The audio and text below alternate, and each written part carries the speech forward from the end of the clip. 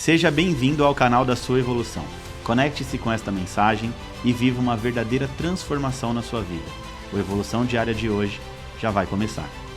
Olá, queridos, bem-vindos à Evolução Diária de hoje, quinta-feira, dia 21 de março de 2024. Eu sou o pastor Vitor Santos e estou aqui para te ajudar no seu processo de evolução. Hoje nós vamos estudar o Salmo de número 121. Mas, como de praxe, antes da gente entrar no nosso estudo de hoje, bem rapidinho, curte, comenta e compartilha esse vídeo com seus amigos e familiares. Eu tenho explicado sempre aqui, o fato de você curtir, comentar e compartilhar faz com que o YouTube entenda que esse vídeo foi importante para você, e se é importante para você, ele vai indicar para outras pessoas também, tá bom? E assim gera um engajamento maior e muito mais gente vai vir aqui da palavra de Deus conosco. Então faz a sua parte em nome de Jesus, tá certo? Curte, comenta e compartilha, porque nós já vamos entrar no nosso estudo de hoje em nome de Jesus. Vamos lá, gente. Salmo 121 é um salmo de 8 versículos, tá bom? Salmo de 8 versículos, depois do Salmo 119, agora tudo é pequeno, né? Tudo é menor. Salmo 119, 176 versículos. Muita gente estava ansiosa para o Salmo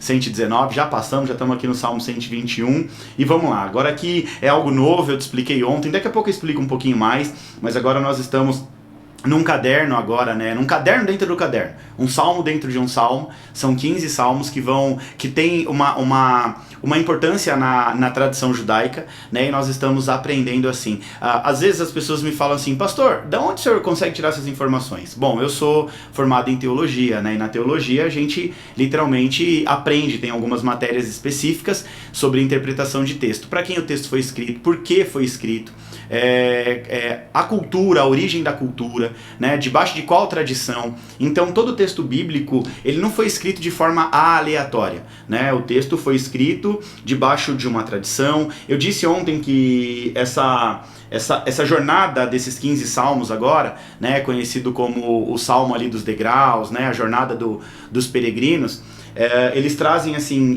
15 salmos que apontam para essa jornada, para essa caminhada, a caminhada cristã, do início até o encontro verdadeiro com a presença de Deus, o encontro de intimidade, né? Então esse salmo ele foi escrito ali numa época pós-exílio, né? Pós-exílio babilônico. Então existe um porquê de todas as coisas na palavra de Deus, né? A gente começa a estudar a palavra e a gente precisa buscar esse conhecimento um pouco mais amplo, né?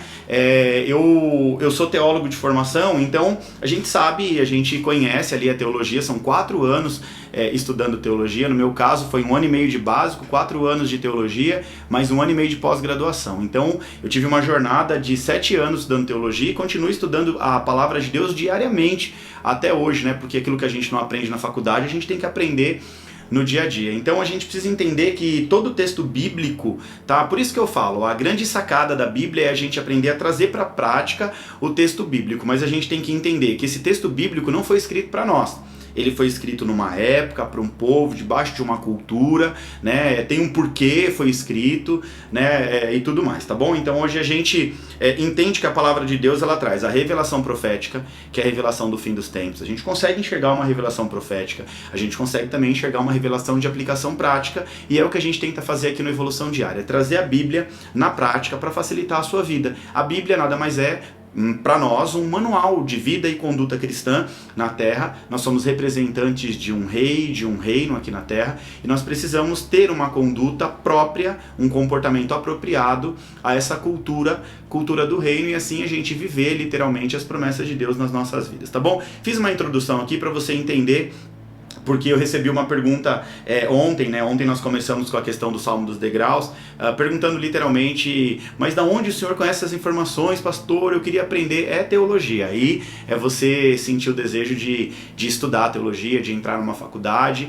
e fica ali, né? Estudando, são muitos anos estudando para poder ter essa compreensão um pouco maior, tá bom? Mas ao mesmo tempo é importante salientar que o que nos move aqui na palavra de Deus é a revelação de aplicação prática. Não adianta eu ter todo o conhecimento, o porquê o texto foi escrito, para quem, né, em que época, qual a tradição, qual a cultura, e não trazer a palavra de Deus para a minha vida. Eu canso de dizer que conhecimento sem aplicação prática é apenas conhecimento. Você precisa conhecer e praticar em nome de Jesus, tá bom? Vamos fazer a leitura aqui, Salmo 121, 8 versículos, o texto diz assim: Levanto os meus olhos para os montes e pergunto. O Salmo 121 é um salmo muito conhecido, muito recitado, muitos pastores pregam isso nas igrejas. Levanto os meus olhos para os montes e pergunto de onde vem o meu socorro. O meu socorro vem do Senhor, que fez o céu e a terra. Ele não permitirá que você tropece. O seu protetor se manterá alerta. Sim, protetor de Israel não dorme. Ele está sempre em alerta. O Senhor é meu protetor, como a sombra que o protege.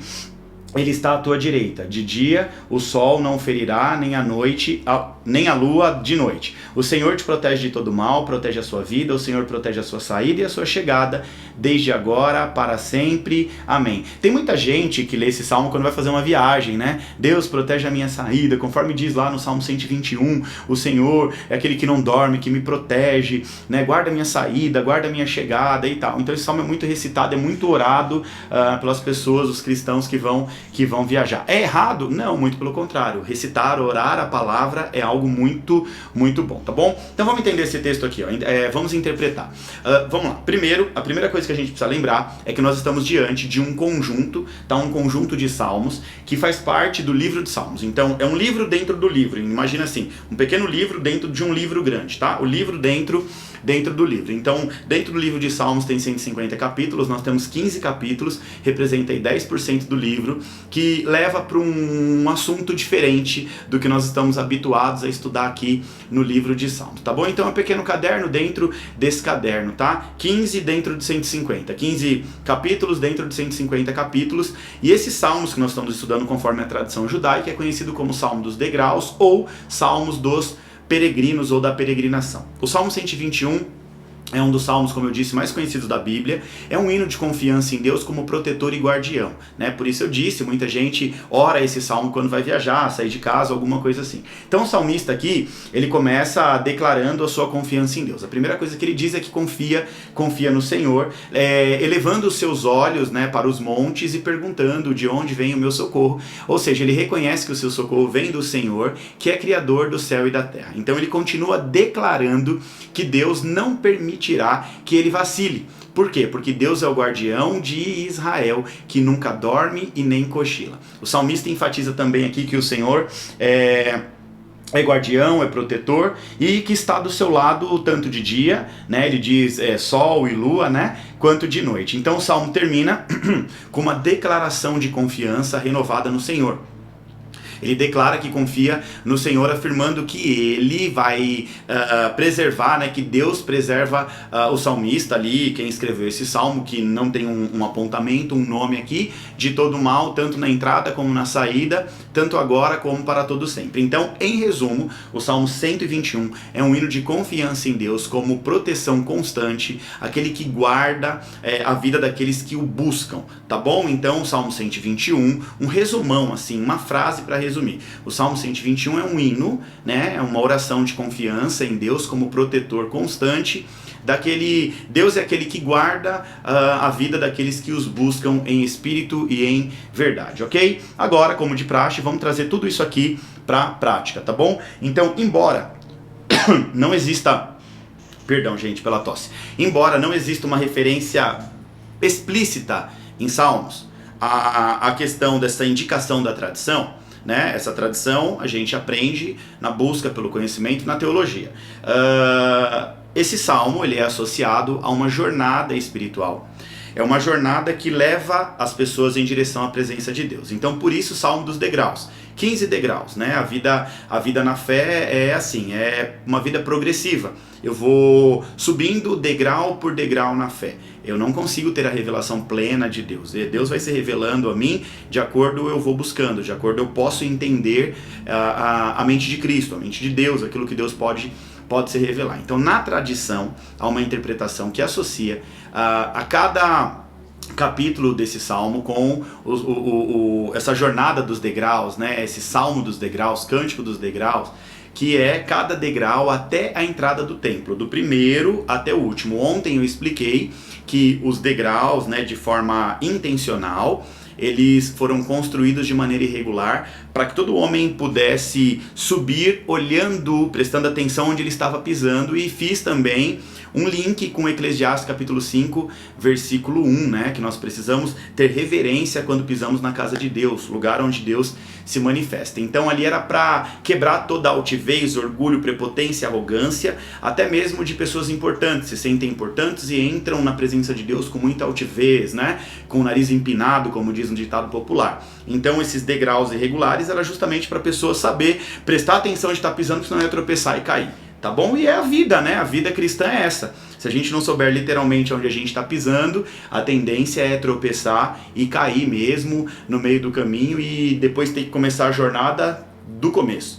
Isso representa muito, de forma profética, apontamento profético, a vida de uma pessoa que aceita Jesus, anda com Jesus, sobe alguns degraus na fé, mas não chegam ali no final, né? Não conseguem chegar na plenitude dessa jornada. Ou seja, quando você chega no templo do Senhor, onde se manifesta a presença, é como se você estivesse vivendo a plenitude da jornada. Então a pessoa, um degrau, 2, 3, 4, 5, cai, tem que voltar do começo, e aí demora anos para ela conseguir entender essa volta, e aí tem que vir o primeiro degrau, segundo degrau, o terceiro degrau. Então, essa coletânea, vamos dizer assim, né, esse pequeno livro dentro do livro de Salmos, ele vai indicar essa jornada, né, e dentro dessa jornada a gente vai aprender como subir cada degrau, né? Então lá no primeiro degrau, início da caminhada, né, onde ele fala sobre angústia, e eu citei ontem que é normalmente na angústia que nós começamos a nossa caminhada.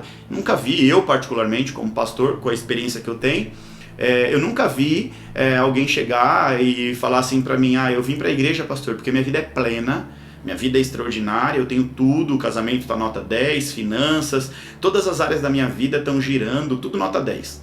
Tá tudo perfeito, só que agora eu preciso me conectar com Deus. Eu não conheço, né? Talvez você conheça alguém, eu não conheço. Uma vez apareceu um rapaz na igreja, dizendo que tinha feito um curso de coaching, e que a vida dele até estava girando nas outras áreas, mas espiritualmente ele não tinha conexão com Deus. Então foi a única pessoa que chegou assim falando: olha, não é as outras áreas, eu sinto que eu estou em debilidade nessa área. Mas em suma, a maioria das pessoas chegam realmente na angústia, ou seja, o início da caminhada na fé é marcado por um tempo de angústia, por uma aflição, por uma dificuldade, tá? Então aqui na tradição existe essa interpretação que associa cada capítulo, né, a um dos 15 degraus, aí dos 15 capítulos, do 120 até o 134. Então esses degraus vão representar uma progressão espiritual e uma ascensão em direção à comunhão com Deus. Então isso aqui revela que a vida espiritual é progressiva.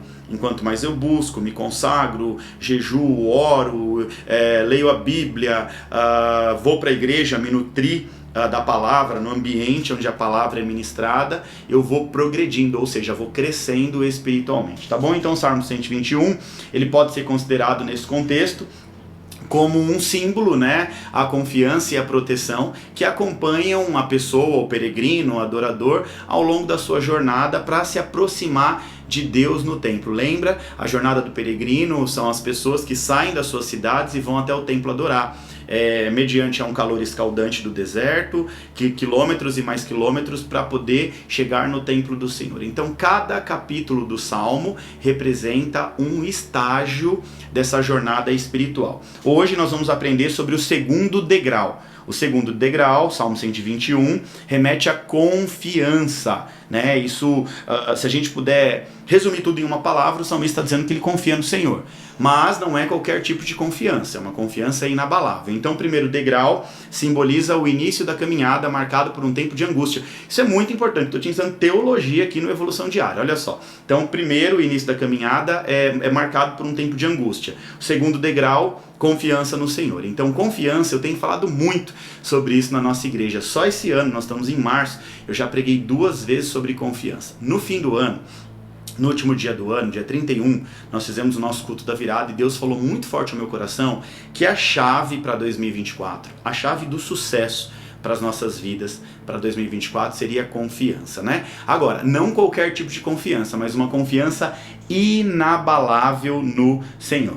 O segundo degrau aqui das escadas do templo que levam até a presença do Senhor é o degrau da confiança. É isso mesmo, confiança. Falando sobre confiança, eu citei o rei Ezequias, que se viu diante de uma situação muito difícil, né, enfrentando o exército assírio. Ele não tinha contingente, exército disponível, pessoas, número de pessoas disponível para enfrentar o exército assírio, que era muito mais numeroso, poderoso, muito mais bem equipado do que eles.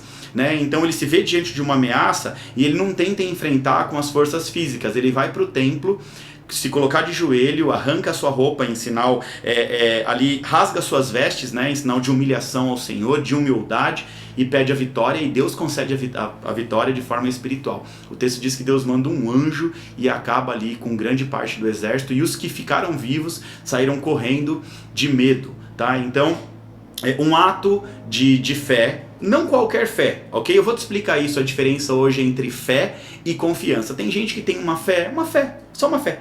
Tá? Eu vou te explicar conceito no hebraico hoje. Então tem gente que só tem fé e tem gente que tem fé inabalável. Então ter fé é diferente, ter uma fé inabalável é diferente de simplesmente ter fé. E muita gente confunde a questão da fé e da confiança. Deixa eu te explicar esses conceitos aqui. Ó. Fé no hebraico significa emuna e confiança no hebraico significa bitahon, tá bom? Então é assim, é como a diferença. Eu vou usar uma metáfora aqui. Uma árvore e o fruto dessa árvore. Nós sabemos que a árvore dá fruto, mas nem todas as árvores dão fruto. Jesus mesmo amaldiçoou uma figueira porque ela não dava frutos. Então tem árvore que dá fruto, tem árvore que não dá fruto, tá bom? Agora, uma coisa que a gente precisa entender. Nem toda árvore dá fruto, mas todo fruto nasce de uma árvore. O que isso significa? Emuna, a fé, é como a árvore, e bitahon, confiança, é como o fruto, a fruta. Você tem a emuna, isso significa que você tem uma crença. Mas essa emuna, essa fé, pode ser apenas uma fé conceitual, uma fé racional, né? Eu creio sim que Deus é criador de todas as coisas, uma fé rasa. Eu creio que Deus é o criador de todas as coisas. Emuna, fé, com emuna você consegue até, presta atenção, explicar o porquê você acredita na verdade. Já bitahon significa uma fé acima do natural. Uma fé sobrenatural, uma fé inabalável, ou seja, um novo nível de fé. Então, fé, emuna, é a árvore, e bitahon são os frutos da árvore, aonde você realmente sente, onde você pode tocar, apalpar, sentir o gostinho, apreciar a fruta. Bitahon seriam os frutos da árvore. Bitahon é literalmente aquilo que você pode tocar, pegar, sentir. E emuna é apenas a árvore. Então, bitahon, fruto, e emuna, a árvore. Ou seja, confiança é o fruto da sua fé. Tá claro até aqui? Confiança é fruto da fé. Emuna, fé. Bitahon, né? Fé inabalável, confiança, uma fé acima da média. Então a sua confiança inabalável no Senhor é fruto da sua fé, que também é importante. Então da fé vem os frutos, que é a fé inabalável. Ou seja, o fruto da fé é a confiança. Tá entendendo isso em nome de Jesus? Isso aqui é muito poderoso, né? Então uma fé inabalável no Senhor, bitahon. Uma fé que faz você subir de nível, que faz você subir de degrau. Ou seja, nós estamos hoje no segundo degrau dessa peregrinação até chegarmos no templo do Senhor. Hoje o segundo degrau representa confiança. Sem confiança eu não chego no próximo degrau. Sem confiança eu não consigo chegar no próximo nível. Agora, deixa eu te falar uma coisa aqui muito importante. Você precisa experimentar os frutos da fé. É isso mesmo, você precisa experimentar os frutos da fé na sua vida. Presta atenção em nome de Jesus, você precisa, eu vou falar mais uma vez, vou ser redundante, experimentar os frutos da fé na sua vida. Por quê? Porque os frutos da fé são como tesouros escondidos, esperando para serem descobertos por aqueles que estão dispostos a confiar de forma inabalável. É um tesouro escondido que não se manifesta apenas em momentos de triunfo, mas se manifesta especialmente nas profundezas das adversidades da vida, onde a fé é testada e fortalecida. Esse fruto da fé normalmente é forjado na angústia. Eu vou repetir isso aqui para você em nome de Jesus. O fruto da fé A confiança inabalável é forjada na angústia. Fazendo um link aqui, Salmo 120. Né? Primeiro degrau, jornada, o início da jornada. Né? O início da jornada normalmente é marcado pela angústia. Segundo degrau, confiança. Aí, esse fruto da fé inabalável, bitarrom, normalmente ele é forjado no dia da angústia. Então, o fruto da fé é um tesouro escondido, esperando para ser descoberto por mim e por você. Amém? Glória a Deus. Hoje nós subimos o segundo degrau, bitarrom, o degrau da confiança inabalável no Senhor. Amanhã tem mais. Eu falei que o estudo ia começar a ficar bom, tá começando a ficar gostoso ainda mais, tá? Em nome de Jesus. Amanhã, 7h40, aqui conectado, que a gente vai estudar o terceiro degrau dessa jornada aí da peregrinação, desses degraus até chegarmos ali no Santo dos Santos, na presença do Senhor. Agora vamos agitar as redes sociais, tira um print da tela, escreve algo aí poderoso sobre a aula de hoje, em nome de Jesus. Posta na sua rede social, me marca para eu repostar também, tá bom? Curte, comenta e compartilha. Isso é muito importante para o YouTube entregar esse vídeo para mais pessoas. E eu te espero aqui amanhã na Evolução Diária para mais um estudo poderoso. Que Deus te abençoe em nome de Jesus.